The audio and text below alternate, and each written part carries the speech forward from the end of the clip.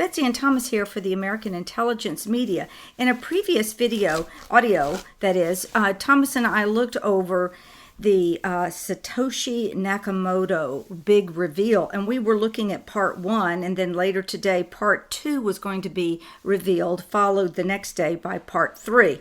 Well, I guess they got a little antsy, so they decided to combine part 2 and 3. And this is supposed to disclose previously unknown facts about Satoshi Nakamoto's creation of Bitcoin. He also reveals, so he says, the status of his 980,000 Bitcoins and his real-life identity. But, of course, we have some other things to say about this very poorly written dossier. Can you make sure to look up his real name so we can give it out, because that's the big reveal that's in the part 2 and 3, as you just pointed out, Betsy. And James Caan. Yes. James Caan. Uh-huh. Also, the CIA oftentimes use the accounts of dead actors. Well, let's just go ahead. His name is Bilal Khalid, and I will make sure to put that on the screen. And his full name is James Bilal Khalid Khan. Thank you. He is a Khan. And he is a Khan. And what's really funny is just before we came up to do this, there was one of your team pointed out to me that there was a note from someone who states that they are the living Satoshi Nakamoto and that they have written a book, and they referred us to the book. And so I went and looked at the book on Amazon. They challenged us to find anything that could weaken their story as presented in this book. And listen, I don't have to read the book, and I can tell you the weakness of it is just glaring, in that by the end they make Satoshi Nakamoto to be a group identity, basically a group soul, basically there's many names for it. We'll just call it a group soul. I won't use the Latin and the German terms, but the point is that they all think, the people who were handed the alert keys and the code repository, which was handed over by supposedly this mythical Satoshi Nakamoto, was handed over to the guy who runs it now to this very day, Gavin Anderson. Well, Gavin Anderson doesn't even know that he's being used by the rogue CIA working through the BCCI. But the big reveal by this person who claims to be Satoshi, what's his name? James Caan. Let's just call him what he is, James Caan. So James Caan is supposedly a Pakistani-born person who has lived a lot and may even be a citizen in England. And somehow magically he got 3 different degrees online through American universities. And somehow he came to America, though he was as poor as can be. This whole story is the most pathetic, sad story about a guy who just fouled up everything, according to him. According to James Caan, and the big reveal here about the real Satoshi Nakamoto and the real true story, he never did anything right. And he tells you in the first reveal, he didn't write any code. He didn't do anything. He got Hal Finney and the cyberpunks to do it for him. And let's not forget the most important thing nobody's saying here, not in the book that I just looked at, and certainly not in the big reveal, which I'm making a joke with Betsy that it was probably written by Glenn Simpson of Fusion GPS and his wife Mary McCoby, because it's written as poorly as the Russian PP dossier. I mean, from the first sentence on, you can't believe it. I mean, as long as you pass 5th grade, you certainly can't believe this story. And it's written so poorly that in the first section of the reveal, it was written in terrible English to try to make us feel sorry for the writer, I guess, though it was supposedly written through this company that takes people's stories.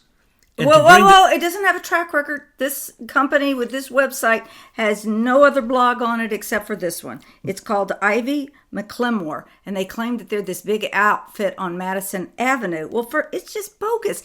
This is the typical CIA bogus stuff we see all the time. It's probably Fusion GPS under another name, just as we've pointed out. Plus, what are they really doing? This is just a bad story to convince you of, once you read the whole thing, one thing. And he's only asking one thing.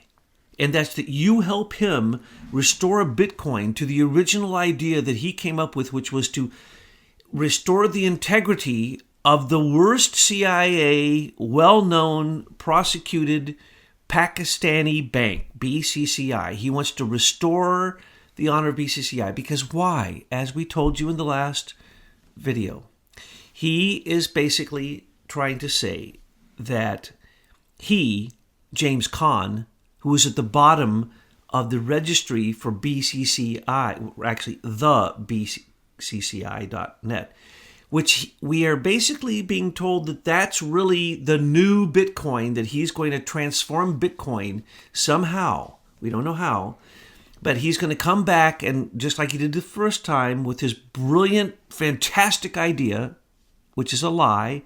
He didn't get involved until basically 4 years after Hal Finney had already created the possibility for hash trees to be turned into blockchains that could then supposedly verify any type of information that was put into it.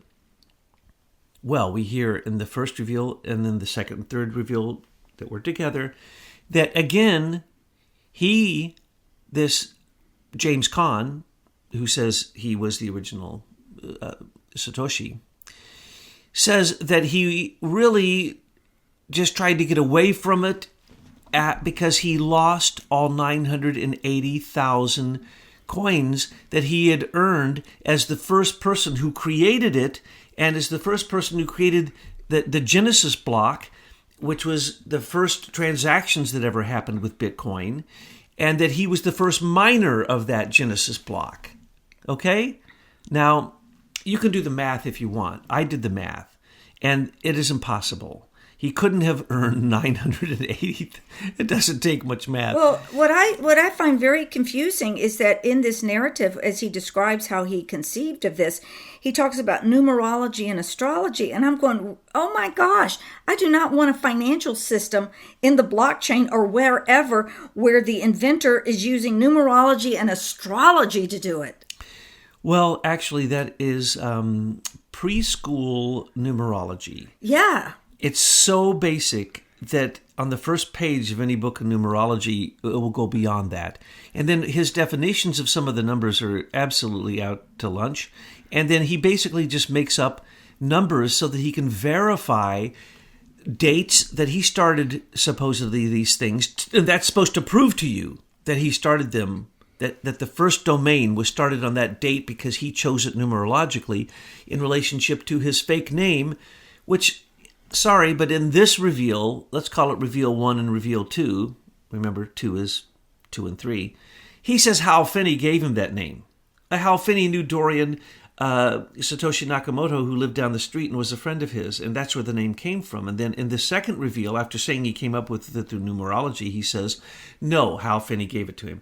Hal Finney and the cyberpunks invented all of it. They're basically the inventors of this. They wanted to invent something that would not involve a bank or involve bank clearance or involve, technically, he wants to say, James Kahn, that it was for the little person who couldn't get a bank account in a foreign country. He gives this stupid excuse in the first one that why he needed to create a new banking system, which supposedly has no central bank. It has no bank, it has no location, and it has no administrator. All of those are lies. Each and every one of those is a jam-packed lie. It's kind of like, the bigger the lie, the easier it is to sell it, and that's what the CIA is trying to do here. So we told you who really created it, but now let's go back to James Kahn. Why did James Kahn not reveal his name in the first one? Because we'd all laugh. James Kahn? James Kahn, the actor? Or he's a con job or whatever. The point is, the CIA uses dead actors and actresses for their accounts. They keep their accounts alive. This is so well known, it's absurd. So James Kahn, hello? And then BCCI is on the same form. And the only time he shows his name as James Kahn is with the BCCI creation of the BCCI.net, which he says is a continuation of BCCI, which he says is where he got inspired to create Bitcoin. What he's really saying is he is an idiot Pakistani who I would love to know how he came into this country. Well, let's talk a little bit about his background at the National Health Service. What did that tell you right off the bat? Well, he's worked for the Brits. He's worked for the Americans. He's worked in all these. He came first off. Hello, that's Serco. Yes, and first off, let's consider his story. He starts off as a Pakistani who, for some reason, keeps going to Britain and then to America to 5 different locations where he supposedly planted computers that he accessed for years and years to come, even though he says in his second part of his story, his big reveal, that he lost his passwords because someone hacked his account years and years ago, so he couldn't access those computers. But in the second part of the story, first part of the story, he says he accessed all of them, and that's how he appeared magically at different IP addresses in different locations, 5 in America, Pakistan, UK, and other places, to cover all the bases so that he supposedly is Satoshi. What does it really tell you? No, there were like 7 or 8 or 10 people who started this off, and they were all CIA, and they're in different parts, mostly America, but also with the intelligence agencies in Pakistan to work with BCCI and Britain, because BCCI is allowed through Britain, just like HSBC and all the other corrupt British banks.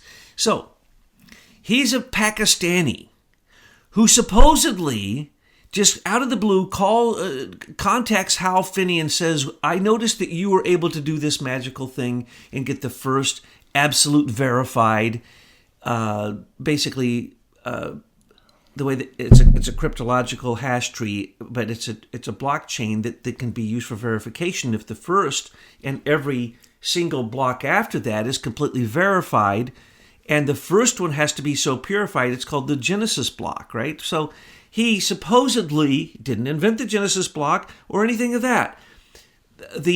Basically, the proof that you were able to have the exchange is what Hal Finney came up with. And that was already through the CIA. It had already come out through In-Q-Tel. It was nothing new. This was back in 2004. And so Hal Finney was obviously a hacker who was a brilliant cyber warrior not working for the government. And so he had to be brought in to the fold. And so what happened? He got contacted by a Pakistani. Now, absolutely, Hal Finney would have been able to know that it was a Pakistani who was contacting him. Plus, we hear in the first version that his English was so bad and that Hal was his buddy and Hal helped him. And he told Hal his big idea, and Hal thought his big idea was the most brilliant idea ever, so Hal decided to write code for him. Those are all lies. There was no one individual. There was a group of people. And who did they contact? Hal Finney. And they said, can you do this for us? And he said, I don't know. We'll work on it with my cyberpunks. They came up with the source code. That source code later, do not forget, just like IBM Eclipse Foundation source code was stolen as a patent, so was this. But it wasn't a patent.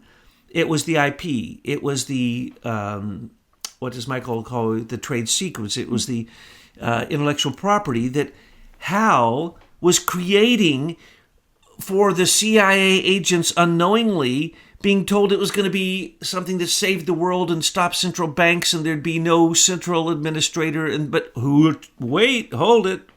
The alert keys and on all of the codes and where the codes were and the code repository was controlled by Satoshi Nakamoto. So anyone who wants to say there was an administrator is stupid. Anyone who wants to say that there weren't complete control of someone being able to look in and see every single transaction is stupid.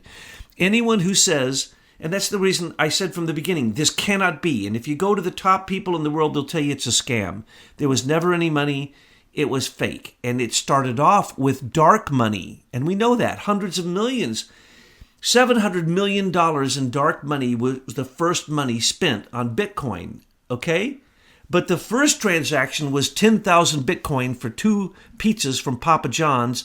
That was the first Genesis block that sent the transaction to Hal from Satoshi. All transactions went to Satoshi because he had the alert keys that could say that someone wished to have a transaction that would basically create what we call the authentication certification keys. In other words, the crypto key that says, yeah, you're cool, you can do this, we can do this.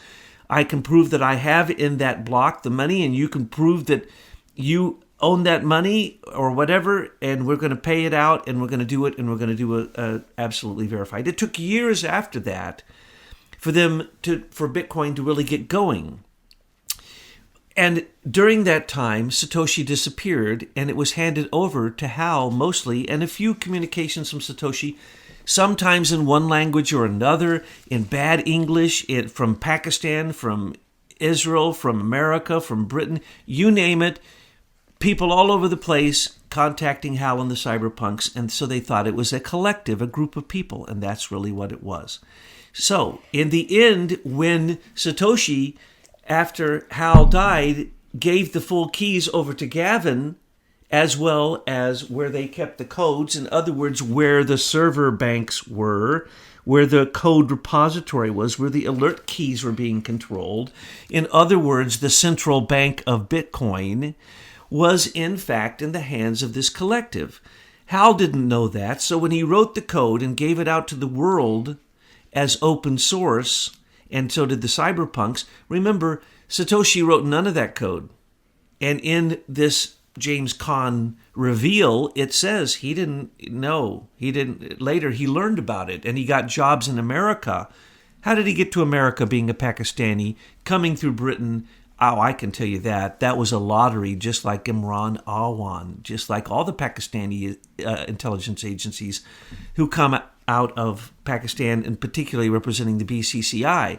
They come to America, and they've been coming since the time of Jimmy Carter. BCCI was the money behind Jimmy Carter. Jimmy Carter didn't know he was being played by the rogue CIA, but he was.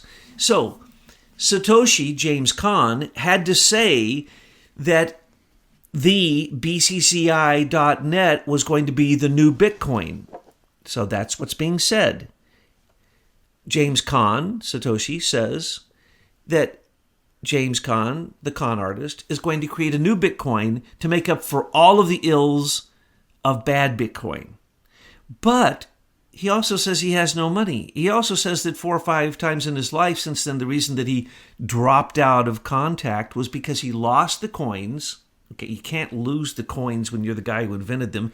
And you sent your computer off, but you didn't take the hard drive out. You believed that they wouldn't wipe it clean. Are you stupid? No, but he's supposed to be a genius. Yeah, he's a genius, but he didn't back up his hard drive. No, this sounds a lot like the missing Epstein body. You know, these people, when they are being confronted with their crimes, they will literally discard, they will hammer, they will bleach bit the evidence.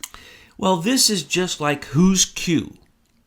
Remember when Alex... Oh, my. All right. Now, wait a minute. Let me just say something first before you go.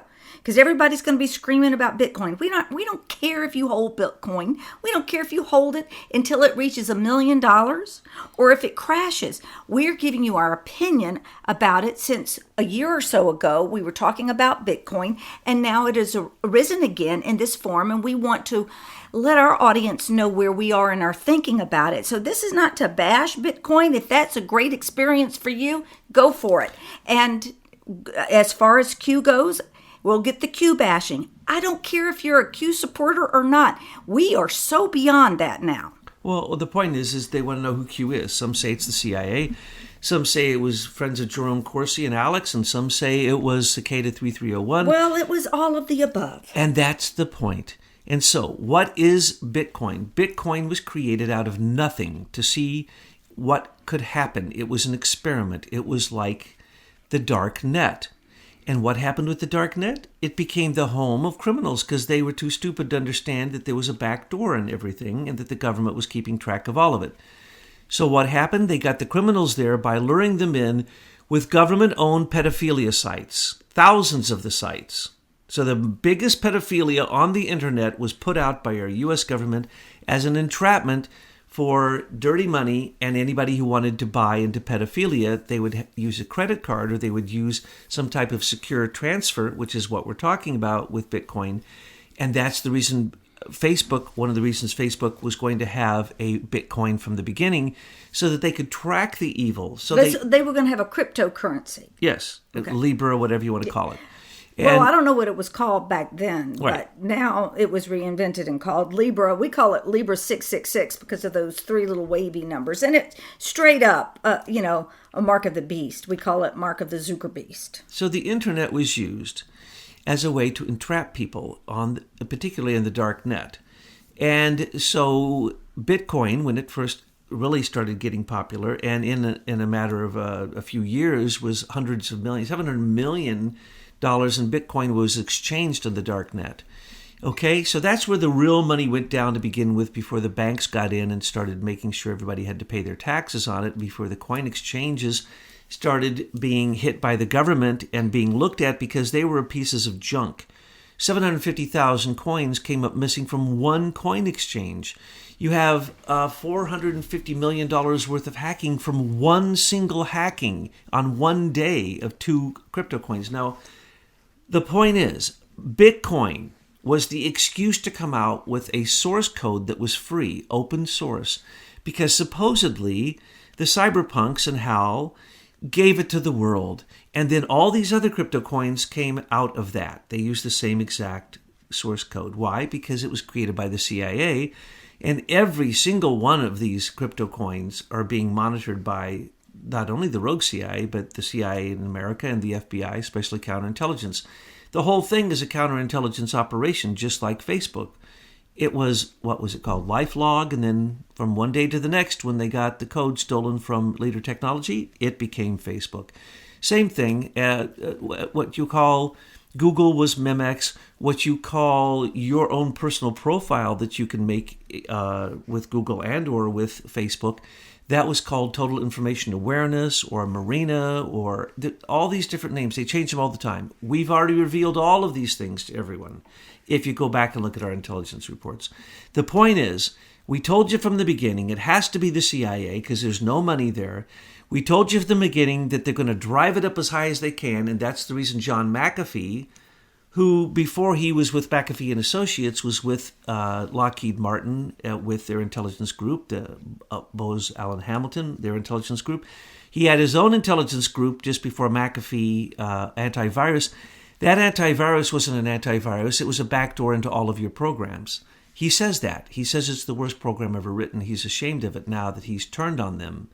And all of the big Silicon Valley people have all turned on their original companies because they had to sell out so they could get their money out of it and move on to the new thing, which they hope they won't get caught for. But Bitcoin will go down. And when it goes down, so will the open source blockchain technology, basically IP, that was created by Hal Finney and the cyberpunks. It was not created by Satoshi Nakamoto. That was the CIA listening in on you. So you all who just wrote us saying, go and look at the book, I'll challenge you right now without reading the book any day of the week, and I will prove that you are wrong because I'm going to ask you some real simple questions. What makes you think that Bitcoin isn't located in a certain location? It had to have been, or it couldn't have been created. That's just sheer cyber imagination on your part. That's an illusion. You can talk all day long with me. You're not going to convince me of that because there is no such thing. That's like saying, oh, Amazon really does keep our data in the clouds. No, really, up there in the clouds, you know where weather is created? No, it's in a warehouse. And they have, every one of those servers has a back door on it. That's what they're doing, spying. That's what Bitcoin was doing, spying. It was the dark net of cryptocurrency when they saw that the IMF's form of international currency and the UN's form of international currency wasn't going to work out. So they had to bring one forward as an experiment. And that's the reason John McAfee, straight up CIA, who's now poor as can be because he took way too many weird drugs down in South America, in Guatemala, and so on and so forth. The point is that he's out there screaming, go buy it, go buy it. And in fact, they're still playing the game. It's just like the stock market. It is a gambling game. It is a roulette wheel. And people ask, they say, well, if y'all know all these evils about Bitcoin, why did you buy it? And I go, look, I could go into a casino and buy some chips. They're chips until I cash it out. And when they cash it out, it's the dollars. So you can play in that casino, but you need to know it's a casino and you need to know when to cash out. It's very easy to play the games. When the stock market goes down, all you'd have to do is buy, especially if you buy FANG, because it's going right back up. After a $5 billion fine, Facebook only went down for about 2 hours. It went down a few percent. And then they screamed that Mark lost, $15 billion today. No, but the next day he gained back $17 billion. So it's a fake market. And if you don't believe that, look at the price of silver. Why does the price of silver go up and down twice a year? When you figure that out, you figured out how the big banks actually cover themselves. So it's real simple to figure out that Bitcoin was nothing more than a Ponzi scheme. And that just like you can blame all these mysterious things out there on anything you want. But just look at their fruit. The James Khan who's coming out, he has no fruit. He's a Pakistani who came into this country, who doesn't want to tell us how he came into this country. I'm sorry, but his photo looks like one of those deep fakes. We don't even know if he's real. He won't name Really? He won't name really any places that you can check. He keeps throwing out all his different names. He says this is his legal name, that's his legal name, but then he uses his nickname as his surname, and then and he's covered all of the different writing styles that the different CIA agents used when they were contacting Hal and the cyberpunks. And so all the reveal is simply some really dumb. And I mean dumb, I mean stupid, not dumb. Really stupid CIA rogue agents went to Wikipedia and they tried to use that story. Well, who writes Wikipedia? That would be the Global Engagement Center, because it's broadcasting, isn't it? So every speck of it is controlled by the Broadcasting Board of Governors, the Department of Defense, and the Global Engagement Center. So read Wikipedia, then read the big reveal, and what you're going to see is it's exactly the same, because that's all they're going to give you. That's the narrative. But it doesn't tell you and doesn't answer any questions. And then what the reveal is trying to tell you is, feel sorry for me because, throughout my entire life, I feel as I'm a failure, and I don't want to be a failure. I want to be like that Nigerian prince. I'm dying, and I want to give you $54 million if you give me your bank account. And that's what this story is. It's like when Jerome and Alex said that they knew Q because he worked in the Army Security Agency in the Pentagon, and they just hung up on the phone with him, and that they had lunch with him the week before. But then when questioned by the authorities, they say that was not true.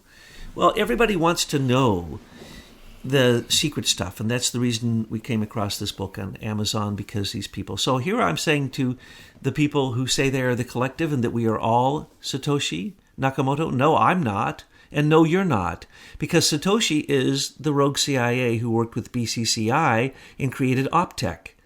Optech is the software that still controls elections throughout the world, and particularly here in America. And it was Lord Mark Malloch Brown, if you want specifically, who did that. And he worked with Jimmy Carter, and remember, it was Jimmy Carter who brought in the SIS, which is the basis of the shadow government, and based upon what? Paying technology people to come into our government, control it, and give them all kinds of benefits. Like Bruce Orr, after he got fired from Robert Mueller's special counsel, he got a big bonus that year. No, Bruce Orr wasn't on the special counsel. Are you talking about Peter Strzok?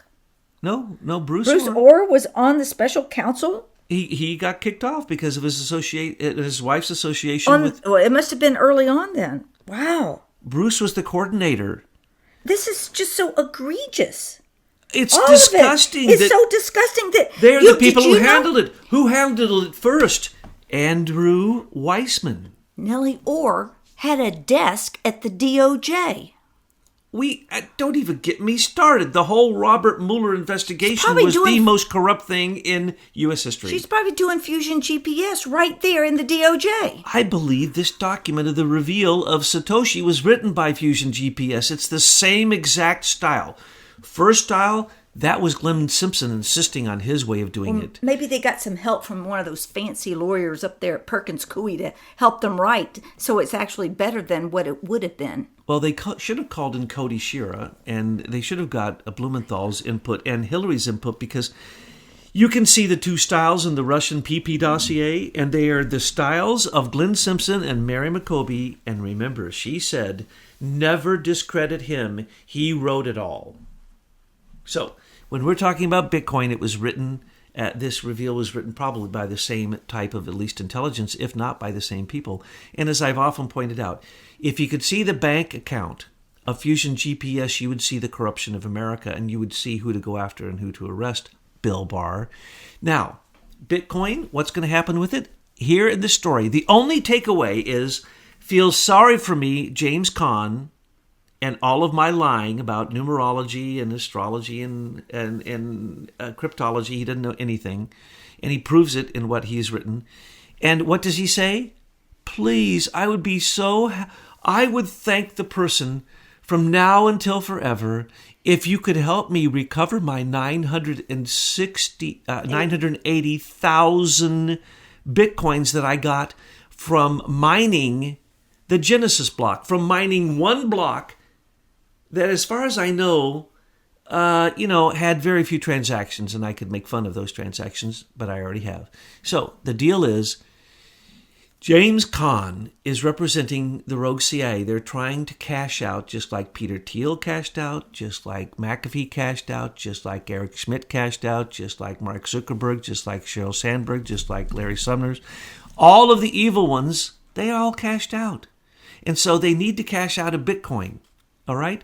But to cash out big, they want to cash out 1 million of them now. That's $10 billion. That will crash the whole thing. But that's okay, because Trump is about ready to find out that Bitcoin's code, it was simply stolen from Hal Finney, and that Bitcoin is run by the rogue CIA. And anybody who says otherwise came late to the game and simply isn't using any logic. And I would be happy to answer any questions you have, or answer any challenging of the logic of what we've demonstrated, because this is just sheer simple logic. We've said it from the beginning. Bitcoin and cryptocoin cannot exist. Hash trees existed when I was a teenager learning cryptology. It is ridiculous to think that it is the technology that is going to save anything, and to think that it's in the clouds, or to think no one administrated it, or to think there were no codes in a repository, or to think that there were no alert keys or crypto keys, then you know nothing. And so all I can say is, as Betsy has said, you can speculate on anything you want. The trick is getting in and getting out, because you can own $1 million house, but it ain't worth a dime until you sell it.